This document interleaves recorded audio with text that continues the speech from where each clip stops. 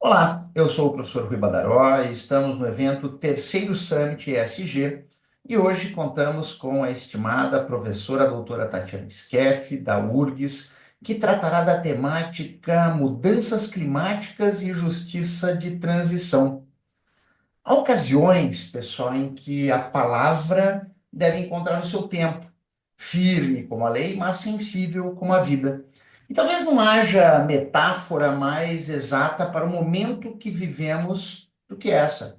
Caminhamos sobre um mundo em transição. A instabilidade climática não é um presságio, ela é realidade. E com ela vêm perguntas incômodas, mas inevitáveis. Quem suporta o peso dessa mudança? Quem lucra? Quem perde? Como se reconstroem os pactos sociais num planeta ferido? Para nos conduzir por essas indagações urgentes, temos a honra de receber hoje, no terceiro Summit ESG, a professora Tatiana Skeff, que é uma referência incontornável no campo do direito internacional. Professora adjunta da Universidade Federal do Rio Grande do Sul. Professora Tatiana é doutora em Direito Internacional pela mesma universidade, com um período de Visiting Fellowship na Universidade de Ottawa, no Canadá. Ela é vice-presidente de Relações Internacionais da ASADIP, Associação Americana de Direito Internacional Privado.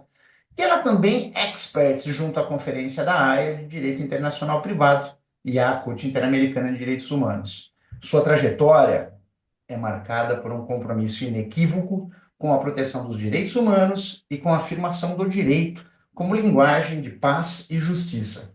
O tema escolhido por ela, mudanças climáticas e justiça de transição, tenho a certeza, não é apenas um título, é uma convocação. A justiça de transição, nascida para lidar com os escombros de guerras e regimes autoritários, renasce hoje em outro terreno, o das grandes transformações ambientais. E aqui a pergunta muda de tom, mas não de urgência. Como transitar para modelos econômicos sustentáveis sem repetir as injustiças do passado? Como garantir que a transição energética e ecológica não seja apenas um discurso tecnocrático, mas um processo real de inclusão, reparação e dignidade? De que forma o direito pode ser instrumento de reconstrução em meio à emergência climática que vivemos? Essas são questões que atravessam o presente e projetam o futuro. E para iluminá-las, mais oportuno do que ninguém ter a professora Tatiana Skeff conosco, com a solidez da jurista que é e a sensibilidade da pensadora que tem se dedicado a pensar o direito como instrumento de transformação justa. Com a palavra, a querida professora Tatiana Skeff, a quem ouso dizer, uma amiga. Muito obrigada, professor Rui, pelo imenso prazer de estar aqui nesse terceiro ESG Summit para poder conversar um pouquinho sobre esse tema das mudanças climáticas e justiça de transição, que é algo que toca a todos e com certeza, independentemente de onde as pessoas estejam, mas mais do que isso, é uma preocupação que o direito, sempre estando atrás do seu tempo, como já diria François Host, precisa tentar alcançá-lo, na medida que a gente não tem tanto tempo disponível ainda, se pensarmos nas mudanças drásticas que estamos vivendo em virtude das mudanças climáticas, não é? Pois é. Pois bem. Então, eu agradeço essa gentileza do convite e passando já a falar um pouquinho aqui sobre o tema das mudanças climáticas e da justiça de transição, né? Inicialmente, pensar mudanças climáticas. Mudanças climáticas, ele vem à tona no plano internacional a partir de 1987, com um relatório chamado Nosso Futuro Comum, relatório Brundtland, que foi encomendado no âmbito das Nações Unidas para trazer os grandes problemas que afetavam a comunidade internacional já na década de 1980. E lá, pela primeira vez a nível internacional, começou-se a falar de aquecimento global e de que maneira que esse aquecimento global estaria gerando problemas climáticos, e esses problemas climáticos que deveriam ser convertidos, combatidos, contornados pelo direito. É interessante, porém, ressaltar que, mesmo que em 1987 esse tema tenha ganhado a pauta internacional, ainda em décadas anteriores ele já era debatido. Por exemplo, eu acho super interessante notar que havia um relatório de 1954 publicado por grandes indústrias do setor de combustíveis, de como os seus combustíveis fósseis estariam promovendo eventualmente um problema para a comunidade internacional. Os perigos da poluição gerada pela queima de combustíveis fósseis. Isso na década de 50. Na década de 70 ainda, nós tivemos um pesquisador chamado Wallace Smith Brocker, e que ele popularizou o termo aquecimento global. Ou seja, em 1975 já começava-se a notar que em algumas regiões do planeta já estávamos vivenciando um aquecimento diferenciado daquela linha contínua a qual nós estávamos acostumados desde a Revolução Industrial. Porém, como havia comentado, em 87 a gente vê esse tema ganhando as pautas da agenda internacional a nível Nações Unidas. Nota que isso faz com que lá em 1992, na Rio 92, na Cúpula da Terra, como também é conhecida essa conferência, nós tivéssemos pela primeira vez criado um documento internacional que tinha como objetivo fazer com que os países, notando esse aquecimento e notando as mudanças climáticas geradas pelo aquecimento, pudessem buscar regras para combater essas emissões que geram o aquecimento global, dando ali início ao UNFCCC, que é o United Nations Framework on Climate Change, ou Acordo Quadro das Nações Unidas sobre Mudanças Climáticas. Esse acordo de 1992, adotado na Cúpula da Terra, vai ser o primeiro documento internacional que tem como objetivo buscar fazer com que os países se conscientizem dessa temática, buscando, claro, reduzir essas emissões. Mas a terminologia do UNFCCC, ela é muito aberta, tanto que é conhecido como um acordo guarda-chuva no direito internacional. E como acordo guarda-chuva que é, precisaria claramente ser seguido por outros instrumentos mais específicos, os quais tivessem como objetivo, de fato, impor obrigações aos estados voltados a reduzir essas emissões que causam o aquecimento global e, consequentemente, as mudanças climáticas. Ali, por exemplo, em 1997, nós teremos o primeiro acordo específico voltado a fazer com que países diminuíssem as suas emissões, o chamado Protocolo de Quioto. Protocolo de Quioto que nasce lá em 97, na Conferência das Partes número 3, na COP3. Veja, existem diversos documentos internacionais que possuem Conferência das Partes, que são encontros periódicos que fazem com que os países, membros de acordos internacionais, se reúnam e debatam um determinado ponto, uma determinada agenda que aquele tratado ainda deixou em aberto. A Convenção Quadro das Nações Unidas para Mudanças Climáticas, ela tem como objetivo ser debatida anualmente para verificar o progresso dos estados. E esses encontros anuais, chamados de Conferência das Partes, que inclusive esse ano teremos no Brasil, em Belém do Pará, a COP30, que vai ser a 30ª reunião, o 30º encontro desses países que fazem parte dessa Convenção Quadro das Nações Unidas sobre Mudanças Climáticas, que lá no terceiro encontro fez o Protocolo de Quioto. O Protocolo de Quioto que tem algumas nuances interessantes. Primeira nuance interessante do Protocolo de Quioto é que ele buscava, de fato, trazer metas obrigatórias para os países desenvolvidos reduzirem em no mínimo 5% as suas emissões de gases que geram efeito estufa. Bom, daí já temos um problema. apenas países desenvolvidos é que teriam essa obrigação de redução de gases que geram o efeito estufa, em 5%. Os países em desenvolvimento não teriam essa mesma obrigação. E daí já começamos a introduzir o termo, né, justiça climática dentro dessa pauta, mudanças climáticas. Por quê? Por que que países em desenvolvimento não tinham as mesmas obrigações que os países desenvolvidos tinham ali em 1997 no âmbito do Protocolo de Quioto? Porque se entendeu que, em virtude da Revolução Industrial ter nascido e sido, claro, desenvolvida no âmbito do norte global, formado majoritariamente por países desenvolvidos, é que nesse espaço, portanto, esses países colaboraram mais para com as mudanças climáticas. E na medida em que esses países colaboraram mais com as mudanças climáticas, eles teriam mais obrigações para combatê-las. Seria uma ideia de justiça do clima. Ou seja, quem colaborou menos teria menos obrigações. Quem colaborou mais para a atual situação de aquecimento global teria mais obrigações perante a comunidade internacional. Nessa linha que o Protocolo de Quioto impõe obrigações de redução para os países desenvolvidos e não impõe as mesmas obrigações para os países em desenvolvimento, em que pese esses países também pudessem ratificar o acordo, o Protocolo de Quioto. Por exemplo, o Brasil vai aderir ao Protocolo de Quioto lá em 2002, sendo, por exemplo, um dos países que o ratificou.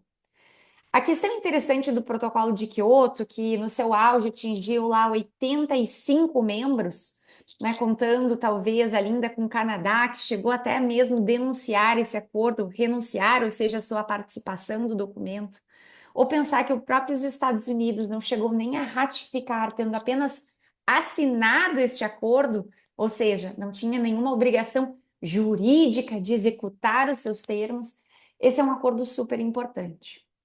Ele fazia com que, por exemplo, a gente tivesse três grandes mecanismos para abordar as mudanças climáticas. Seja o comércio de emissões, em que os países desenvolvidos poderiam, dentro de uma métrica de cap and trade, ou seja, vamos estipular um limite de emissão e dentro desse limite, aqueles que poluírem menos podem vender as suas cotas de poluição para aqueles que eventualmente queiram poluir um pouquinho mais. Então, num sistema de cap, ou seja, nós temos um limite, a gente pode negociar trade dentro desse limite, em que os países desenvolvidos, a exemplo dos próprios Estados Unidos e a União Europeia, por meio da Diretiva 87 de 2003, criaram esse comércio de carbono dentro do seu, seja país ou do seu bloco, mas que inclusive ressalto aqui que o Brasil até mesmo editou recentemente uma legislação que permite também o comércio de emissões, que é a Lei Federal 15042 de 2024, mas adotada já num novo cenário internacional que nós vamos falar na sequência. Mas é importante dizer que esse comércio de emissões hoje ele não é limitado apenas a países desenvolvidos, senão também a países em desenvolvimento. Mas mais do que isso, permitia também que os países em desenvolvimento pudessem colaborar com os países desenvolvidos para que eles chegassem àquele mínimo de 5% de redução de suas emissões, seja por meio do Instituto da Implementação Conjunta ou do Mecanismo de Desenvolvimento Limpo. A implementação conjunta, ela se referia a projetos que poderiam ser desenvolvidos em países em desenvolvimento, voltados à redução de emissões. Ou seja, o país em desenvolvimento ele iria, de certa maneira, hospedar um projeto em que a gente poderia ter ali investimentos estrangeiros, transferência de tecnologia para esses países, de modo que poderíamos ter uma diminuição das emissões, ou seja, uma implementação conjunta entre países desenvolvidos e em desenvolvimento, mas que colaboravam para a redução das emissões junto aos países desenvolvidos. E mais do que isso, o próprio mecanismo de desenvolvimento limpo, que seria por meio de projetos específicos em países em desenvolvimento que poderiam gerar créditos de carbono, como se fosse um pagamento por serviços ambientais. Ou seja, eu vou proteger uma determinada área em que a gente não vai ter a emissão de um X número de ou toneladas de gases, e dentro dessa tonelada a gente geraria um crédito para aquele país que fez um aporte inicial para a proteção, digamos, de uma determinada área, um reflorestamento, alguma questão nesse sentido. Então, há um pagamento por um serviço ambiental, um serviço de proteção, para que então outro pudesse poluir naquele teto de limite de poluições. O Protocolo de Kyoto, então, ele foi um desenvolvimento muito importante, em que pese só tenha entrado em vigor lá em 2005, quando atingimos o número mínimo de países que configuravam 55% das emissões de gases que geravam efeito estufa à época. Ou seja, de 97, o ano da sua criação, até 2005, a gente não teve uma implementação do tratado, porque ele ainda não estava vigente no plano internacional.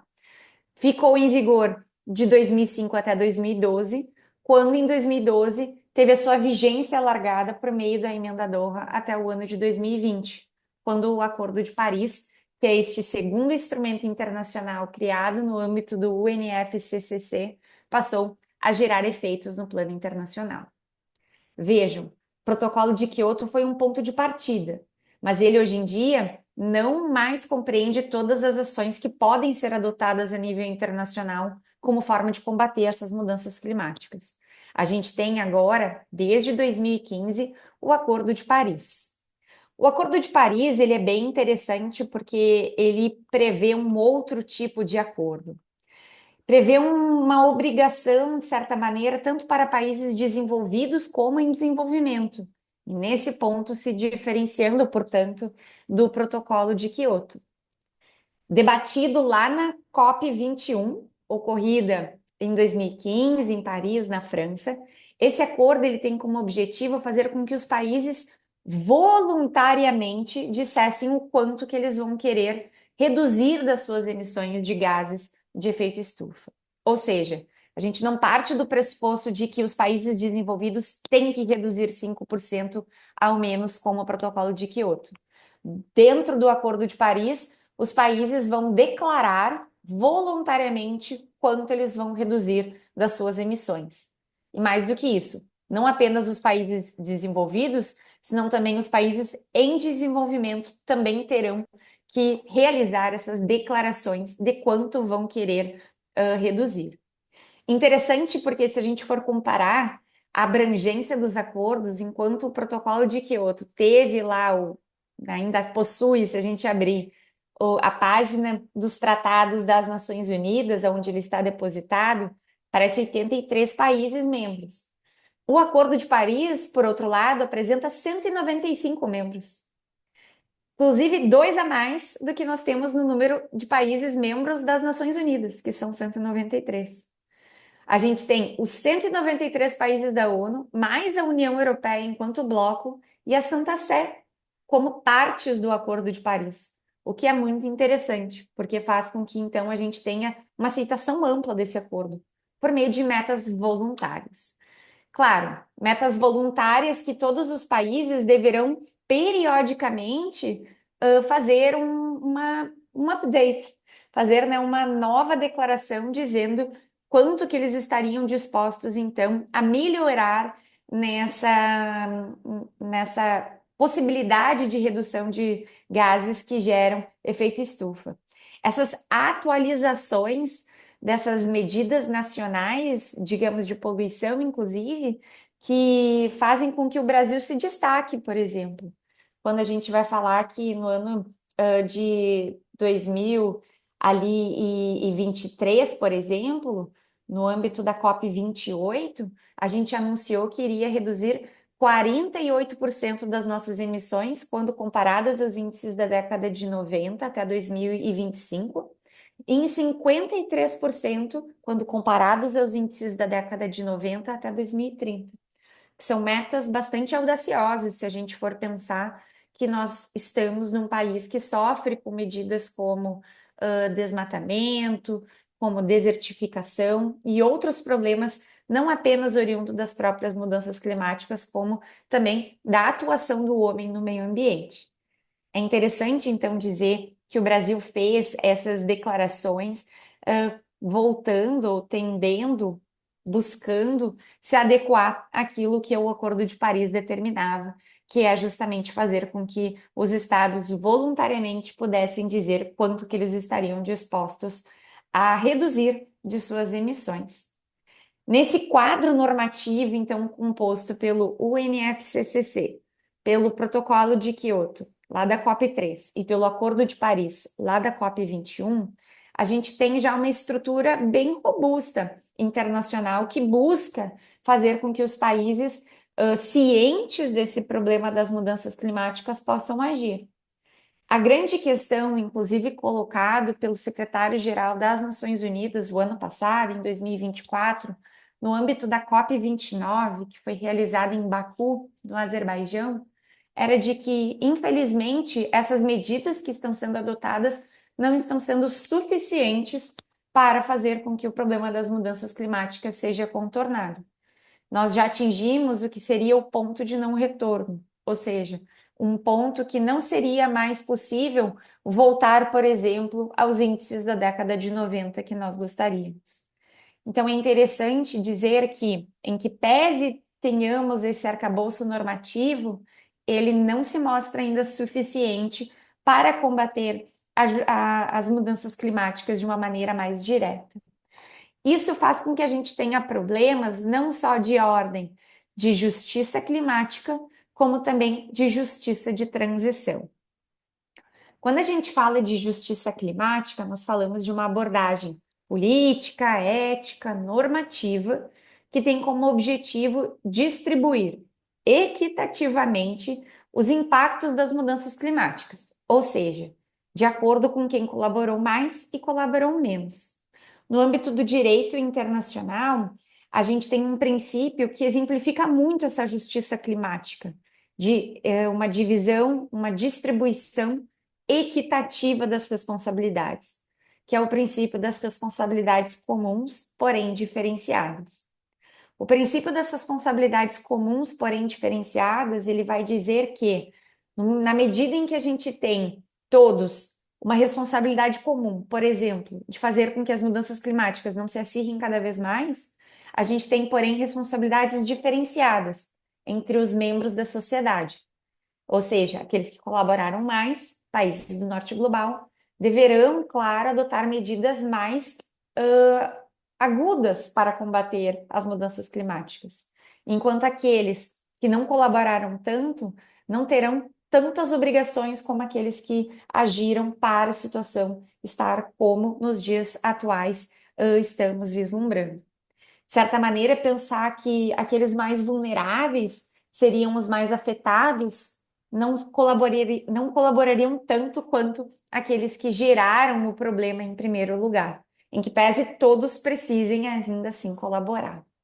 Mas de que maneira que justiça climática vira justiça de transição? Eu acho que esse é um dos pontos centrais que a gente tem que adentrar nessa fala quando fala de mudanças climáticas. Por quê? Porque não é uma conexão lógica. Quando a gente fala de justiça de transição, a gente sempre pensa num contexto de medidas para lidar com violações massivas de direitos humanos.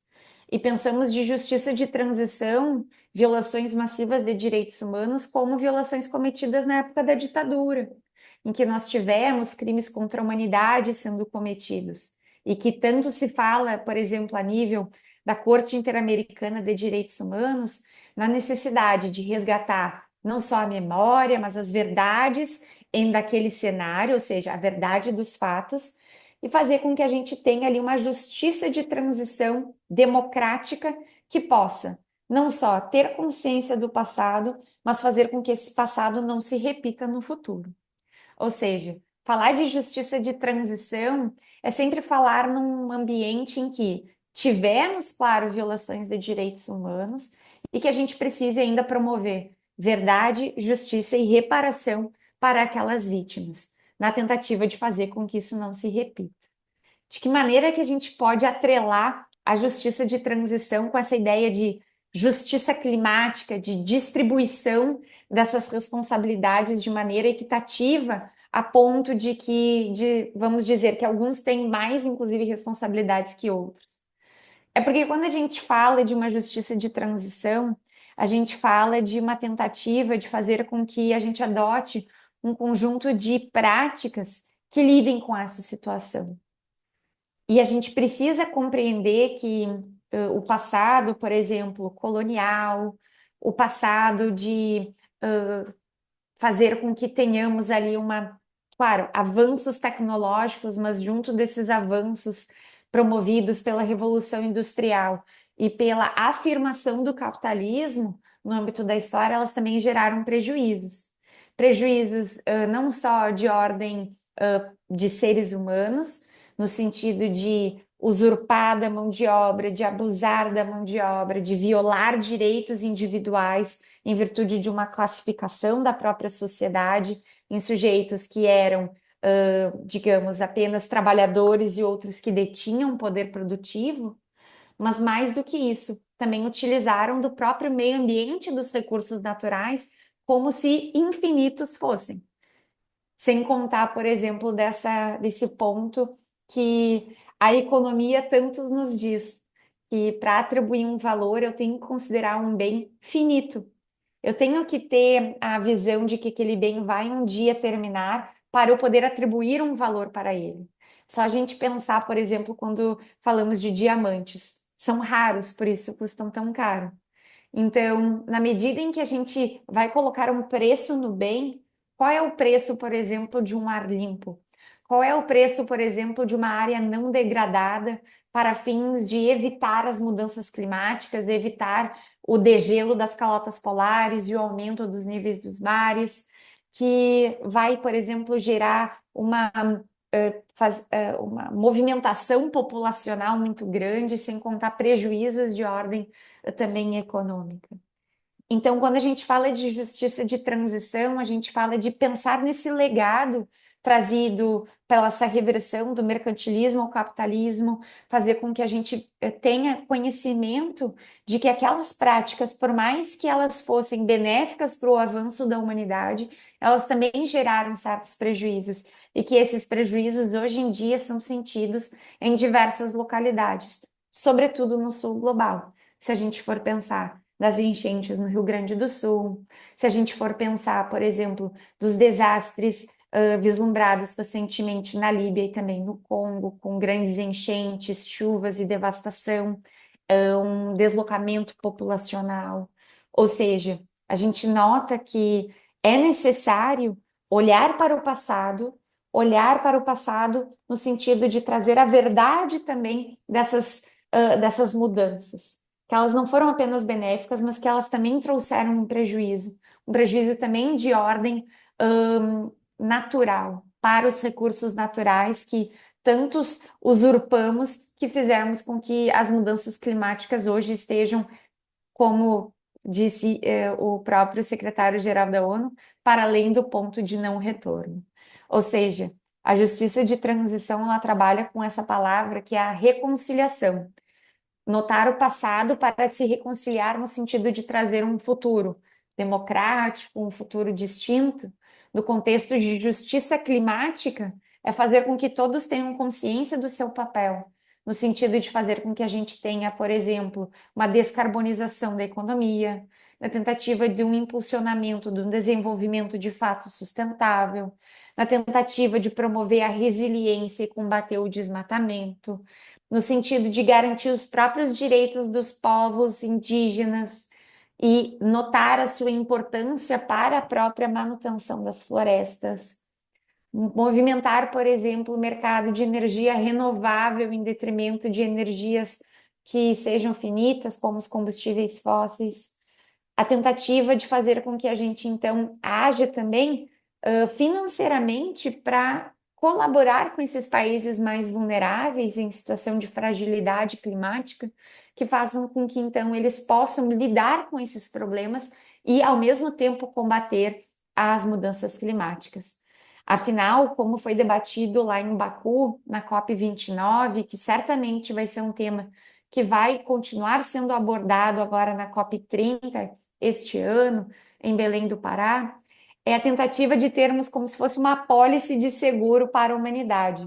Ou seja, de que a gente tenha um fundo disponível para auxiliar aqueles que precisam não só para combater esses problemas que já são vislumbrados das mudanças climáticas, mas mais do que isso, para que eles não deixem de colaborar também para prevenir, para fazer com que a gente tenha a descarbonização, para que a gente tenha, então, uma tentativa de evitar com que gases que gerem mais o efeito estufa cheguem à atmosfera.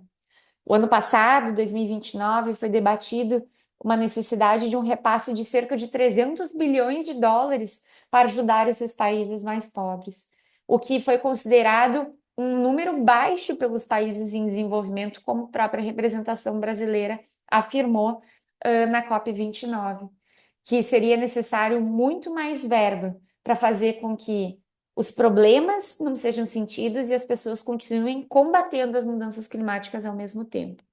E isso seria uma medida de reconciliação, de reconciliar num passado que não notava as mudanças climáticas para um futuro que possa, de fato, compreender o passado para que o presente e o futuro seja diferente.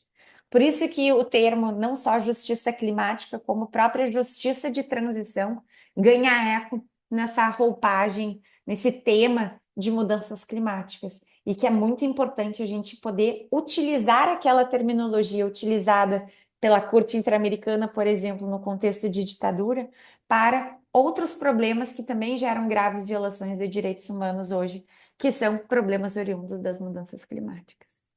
Eu acho que seria mais ou menos isso que eu gostaria de passar. Professora Tatiana, tenha certeza de uma coisa, e aliás, todos que nos acompanham vão concordar comigo, e eu tenho certeza que você já ouviu isso de outros interlocutores contigo. A lucidez, o teu encadeamento de ideias, seja da introdução até essa conclusão, evidenciando de maneira clara, objetiva, extremamente cirúrgica em cada um dos pontos, é algo singular, tá? Eu preciso registrar esse elogio. Tá? Eu já, óbvio, já assisti outras palestras tuas, seja no âmbito do Congresso Brasileiro de Direito Internacional, né, capitaneado pelo nosso estimado professor Wagner Menezes, seja na própria URGS, sob a batuta da querida professora Cláudia Lima Marques, a quem rendo as minhas homenagens aqui, mas é algo único, é magnífico poder aproveitar o teu conhecimento. E nessa perspectiva, eu te ouvindo, eu me recordei de uma palestra do professor camaronês, um filósofo, o Achille Mbembe, que dizia, imagina, há 13 anos atrás, que vivemos o fim da era do humanismo. E realmente vivemos o fim da era do humanismo, onde nós temos problemas de todas as ordens, né, desde econômica, ambiental, perpassando pelos mais diversos setores.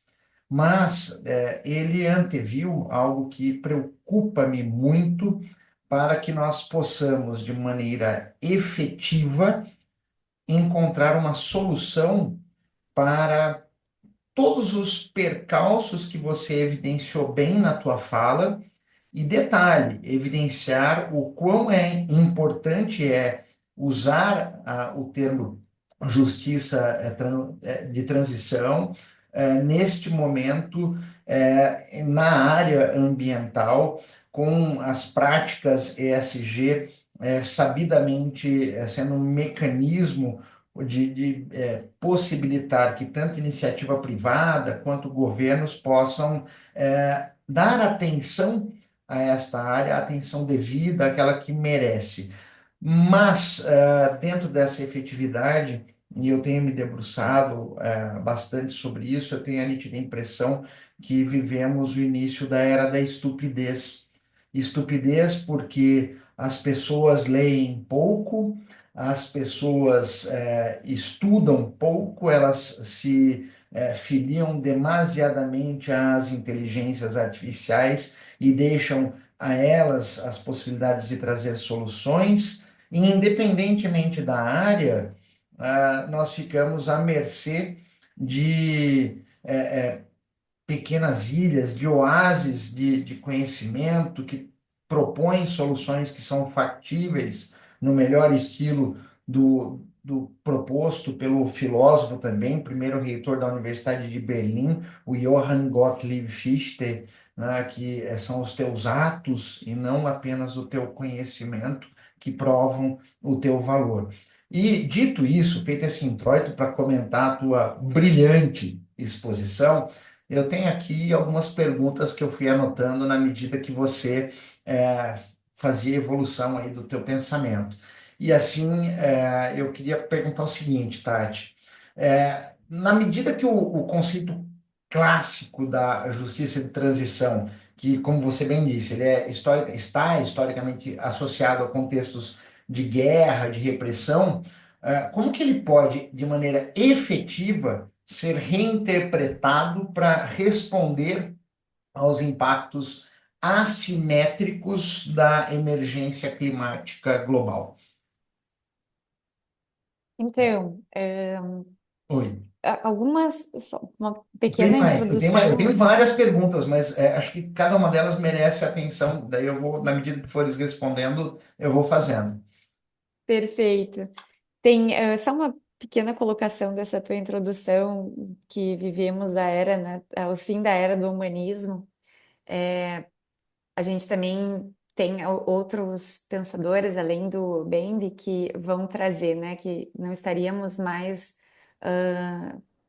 estaríamos hoje em dia, na verdade, vivenciando a época do Capitaloceno, né, que o capital é que deu a origem a, a, a transformação da sociedade, que a transformação da sociedade deriva justamente da implementação do capitalismo como modelo estruturante. Eu acho que, inclusive, esses autores podem dialogar, né? Porque o Bembe, ele também é um autor pós-colonial que vai trazer diversos problemas relativos à utilização né, do fim da vida pelo Estado, né? De que maneira que o Estado vai Exato. controlar o fim da vida, bebendo um pouco lá de Foucault, nos conceitos de biopolítica. E com isso é que eu até introduzo essa resposta, né? De que maneira que a gente pode trazer essa ideia, do conceito de justiça de transição. Quando a gente fala de justiça de transição, a gente fala de mecanismos, processos e questões que a gente deve salientar para fazer com que a gente se movimente de uma época para outra. Por isso que é transição, por exemplo, de um ambiente, de um regime autoritário para um regime democrático. O que que a gente precisa fazer para que esse regime democrático não seja questionado, né? Para fazer com que o passado não seja esquecido e que ele não se repita. A ideia de justiça de transição vai falar novamente, né? Que a gente precisa ter essas medidas práticas para fazer com que a memória seja resgatada, que a verdade seja sempre mantida e, sobretudo, para que a gente tenha a reparação daqueles que sofreram violações de direitos, ou seja, que a gente possa promover uma reconciliação do passado e do presente. Eu acho que é justamente nessa ideia que a gente pode falar de justiça climática, uma tentativa de reconciliação do passado com o presente para que as gerações vindouras ainda possam vir, né, resgatando, de certa maneira, aquele princípio intergeracional que é assentado a nível internacional desde 1972 na Conferência de Estocolmo, que foi a primeira conferência de direito ambiental internacional que temos. Então, é a ideia justamente de termos, né, essa memória sobre os fatos, capitalismo e o que o capitalismo gerou, a verdade de que ele não apenas trouxe desenvolvimento econômico, ele também trouxe outros problemas. Divisão social, a gente vai ter não só a divisão social, como a usurpação da mão de obra, a usurpação dos recursos naturais, e que, numa esfera de justiça, alguns países contribuíram mais para essa situação atual do que outros países. Então, que eventualmente a gente precisa de uma reparação.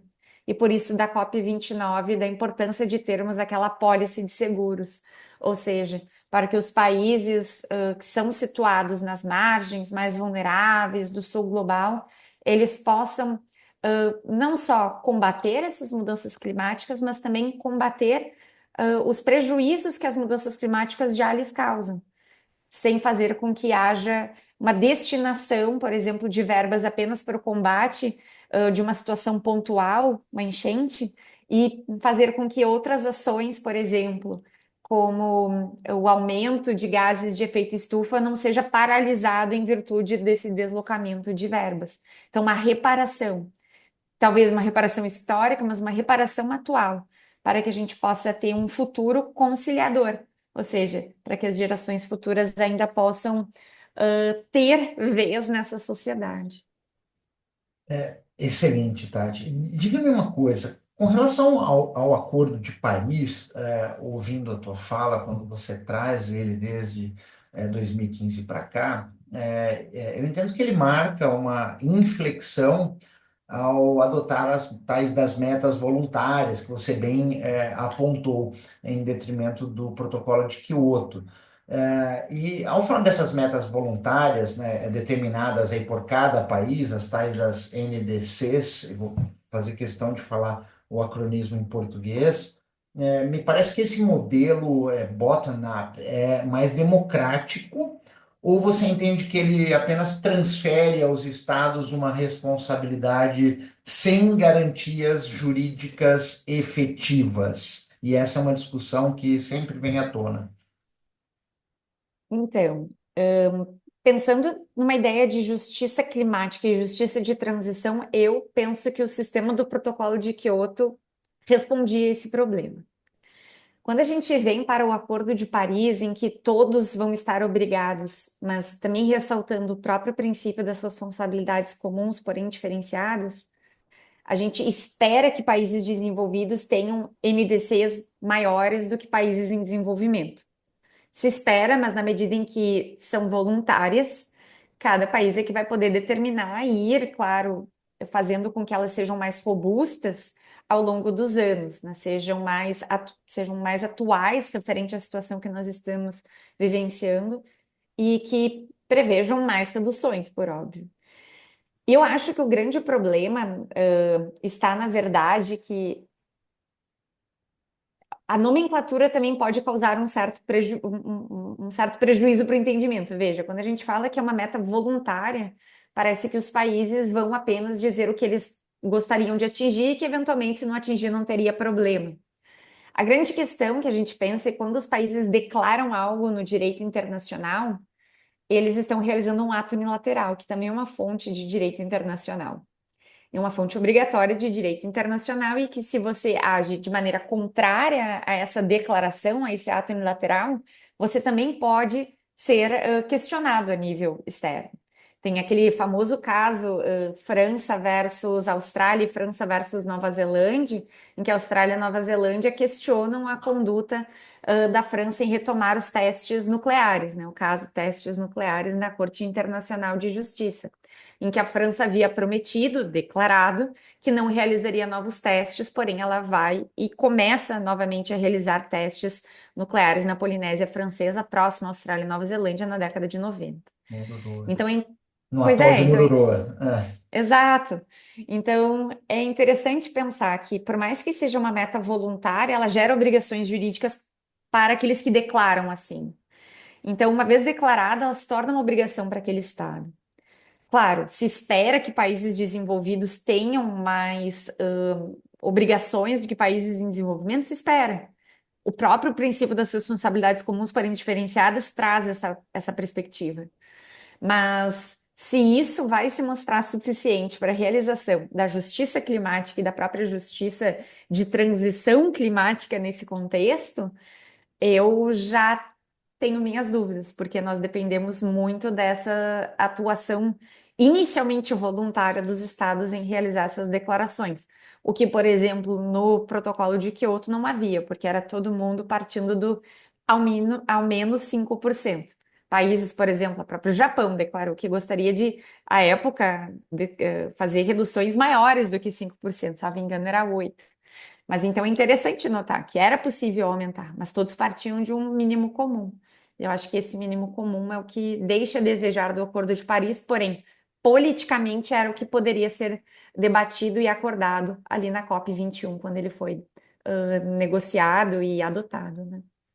Professora Tatiana, diga-me uma coisa. Eu sei que você já praticamente respondeu a pergunta que eu vou fazer agora, então não há necessidade de se deter por muito tempo. E na sequência eu já vou emendar a segunda pergunta. Mas, assim, ainda no contexto do Acordo de Paris, né, eu gostaria que você se aprofundasse um pouco mais sobre como avaliar a ausência dos dispositivos verdadeiramente vinculantes para mitigação e adaptação, porque, e daí vem o questionamento, né? Será que nós estaríamos diante de um direito internacional performativo, né, que fala muito e exige pouco? Né? Eu sei que você já respondeu e eu concordo com a tua resposta. E daí, na sequência, do ponto de vista jurídico, né, a gente consegue efetivamente sustentar a responsabilidade internacional dos estados que negligenciam as suas obrigações climáticas em face de tratados multilaterais, pelos próprios direitos fundamentais ou pelo descumprimento de atos internacionais unilaterais? Então, é um direito internacional performativo. A gente tem que lembrar que direito é diferente de política, só que o direito, Pois, ele, no âmbito internacional, ele depende da política para sua construção. Então, a gente depende, por exemplo, dos estados, por meio, claro, né, do Pacta Sunt Servanda, acordando num mínimo comum para que eles possam, assim, estar obrigados. Então, eu entendo que, politicamente, em 2015, na COP21, o Acordo de Paris era o acordo que deu para ser afirmado. Não havia como manter apenas obrigações para países desenvolvidos, sobretudo quando a gente via os debates entre China e Estados Unidos. Sempre havia o apontar de dedos de que a China, em que pese seja colocada sempre no sul global, é um dos países mais poluidores do mundo, e como que a China não vai assumir obrigações se, por exemplo, Estados Unidos assume ou se a União Europeia assume. Então, o grande debate está sempre nesses novos atores e grandes atores do cenário internacional. Eu digo novos, China, né, após a queda do Muro de Berlim, hoje em dia, claramente tem um destaque internacional que antes não detinha. Então, eu acho interessante pensar que talvez tenha sido performativo, mas mais porque a política não estava preparada para alcançar aquilo que o direito talvez necessitasse. Por isso que o direito está sempre atrás do seu tempo, porque ele precisa que fatos de fato aconteçam para que a sociedade possa buscar soluções, e modificação da sua legislação, trazendo a própria função do direito, que é, direcionar a sociedade para uma ou para outra conduta. Então, nesse sentido, eu entendo porque o Acordo de Paris ficou nestes termos, não sendo tão, talvez, autoritário como o o protocolo de Quioto sempre foi taxado, né? E tanto que é por isso que ele demorou tanto para entrar em vigor. Como eu havia comentado, em 97 ele é feito na COP3 e ele só vai entrar em vigor em 2025, quando a gente atinge aqueles 55% de emissões somados entre os países que ratificaram o documento. E é super interessante notar que quando a gente vai ver o Acordo de Paris de 2015, em 2016 ele já tinha atingido o número mínimo de assinaturas, em que pese ele fosse um tratado obrigatório que pudesse substituir o protocolo de Quioto a partir de 2020, porque por causa da emenda Doha, o protocolo de Quioto geraria efeitos até 2020, o Acordo de Paris ele teria como condão substituir o protocolo de Quioto. Em 2016, ele já tinha o mínimo de países. sim. Então, é muito interessante notar essa questão. Mas como é que a gente faz daí para cobrar os estados que eventualmente violam essas regras ou violam das suas obrigações unilateralmente apontadas? Acho que o direito internacional ele tem se encaminhado para buscar o debate no âmbito judicial das mudanças climáticas. Eu diria que há uma judicialização da política das mudanças climáticas nesse sentido, né? Essa judicialização da política das mudanças climáticas é notada não só na Corte Europeia de Direitos Humanos, a qual já teve a oportunidade por diversas vezes de debater temas relativos à violação, sobretudo da vida privada, do artigo 8º da Convenção Europeia de Direitos Humanos. e de que maneira que a violação da vida privada é afetado quando o Estado não age de acordo com as suas metas climáticas. Então, ele deixa de agir frente às mudanças climáticas e de que maneira que isso, gerando poluição, gerando prejuízos para o homem, gera uma violação da sua vida privada, gera uma violação do indivíduo. E é interessante porque, nesse sentido, a Corte Europeia, por exemplo, no caso das senhorinhas que compõem criaram, né, um instituto para acionar a Suíça, que é o Verein Seniorin, me perdoem o meu alemão, ele não é muito bom ainda, contra a Suíça. A Corte Europeia ela vai condenar a Suíça, dizendo que a Suíça deveria ter agido de maneira a proteger os direitos à vida privada daquelas senhoras idosas, né? E nesse sentido, a gente também já visualiza agora alguns outros apontamentos, como em 2024, tivemos a opinião consultiva do Tribunal Internacional de Direito do Mar sobre a temática, dizendo que os países têm obrigações dentro da própria ANCLOS de manutenção da biodiversidade marinha, proteção do espaço comum, que são os mares, e que há um diálogo com o Acordo de Paris.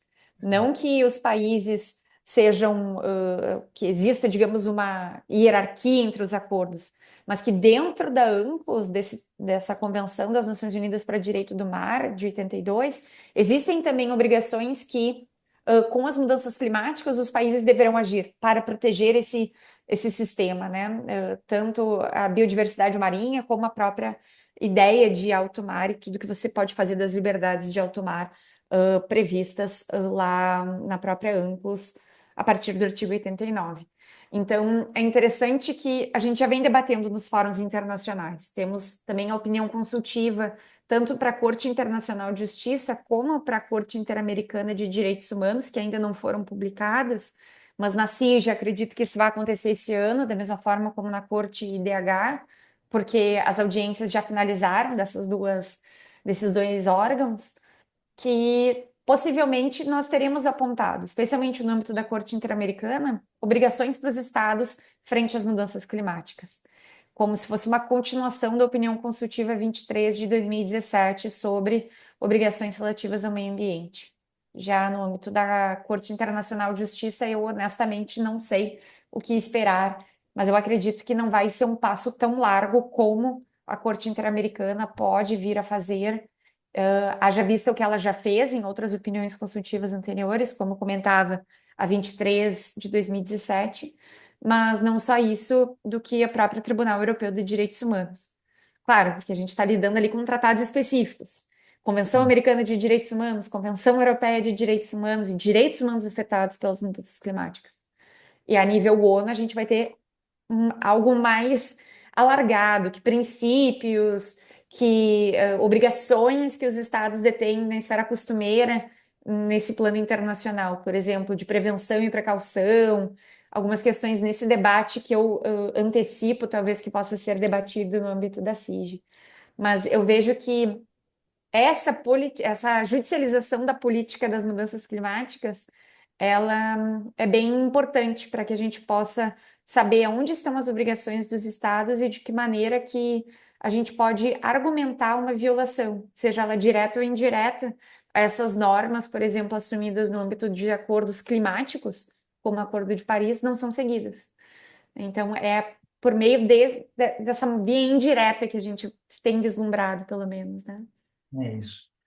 Bom, vamos nos encaminhando para a reta final do nosso programa de hoje, do terceiro Summit ESG, junto com a professora Tatiana Skeff, que respondeu perguntas nevrálgicas com densidade e com uma lucidez, reitero, mais uma vez, única. Professora Tatiana, muitíssimo obrigado em participar conosco do evento e, como é costumeiro aqui, nós deixamos as palavras finais para o nosso convidado. Então, você fará o encerramento da conferência de hoje. Muitíssimo obrigado. Muito obrigada, professor Rui. É uma satisfação imensa mesmo estar participando desse terceiro Summit ESG, uma pauta super importante que não apenas faz com que nós tenhamos que pensar em problemas atuais, mas, sobretudo, também nessa virada climática que nós estamos vislumbrando na atualidade. Eu acho que a intenção aqui era falar um pouquinho sobre mudanças climáticas e de que maneira que precisamos pensar e ponderar um pouco mais sobre isso. Espero que todos tenham gostado e fico aqui também à disposição para futuros debates, nos comentários também será um prazer. Muito obrigada, professor Rui, pela oportunidade. Um abraço a todos e até o próximo episódio.